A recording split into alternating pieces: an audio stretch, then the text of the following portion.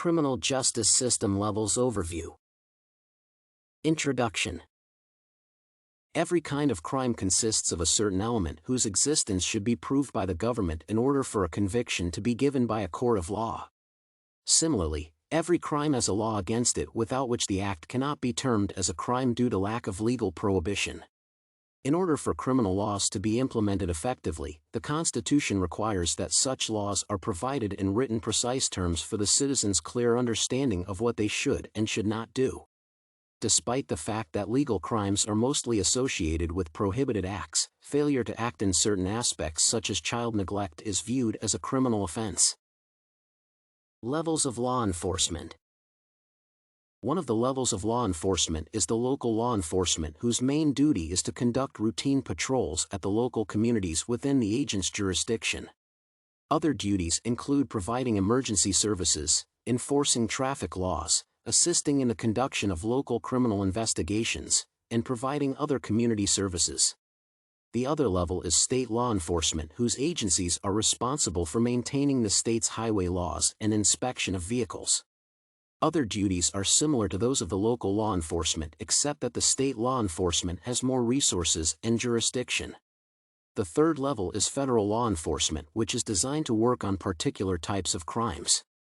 A very good example is the Federal Bureau of Investigations, FBI, which is responsible for the investigation and prosecution of criminals for 8 specific criminal offenses. Such crimes include white-collar crimes, corruption crimes, terrorism, and violent crimes, among others. The elements of the correctional system.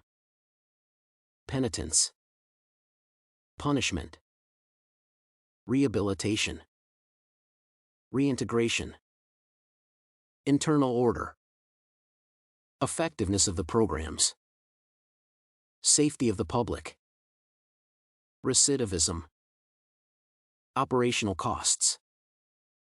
Key players in the process of judicial system. The judicial system has key players who are vital to the criminal trial process. They are the defendant, the defense attorney, the prosecutor, the judge, and, of course, the jury. The defendants have the rights, as presented in the Bill of Rights, that allow them to offer legal protection to suspects of all types of crimes during the process of criminal justice. The prosecutor is a representative of the government appointed to represent the people in a criminal justice process. The prosecutors are powerful in that they decide which criminal allegations should be brought to court and what convictions are to be implemented, and decide on the bail amount whenever necessary. The criminal justice process begins with a complaint that may be presented by a police officer or a citizen.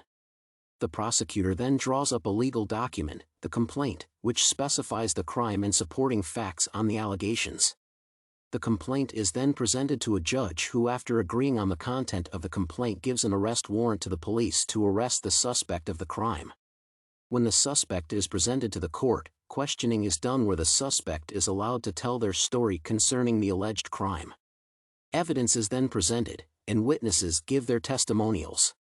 A conclusion is then made, and a conviction is given if enough evidence is found to prove the suspect guilty of the crime, or the suspect is released if there is inadequate evidence against them. Conclusion. In order to safeguard society from criminal behaviors in an effective way, the criminal justice system works in coordination with all the departments of justice and levels of the judiciary system, since the whole process is complex and cannot be done at one level. The law enforcement department maintains order among society members by arresting criminal offenders.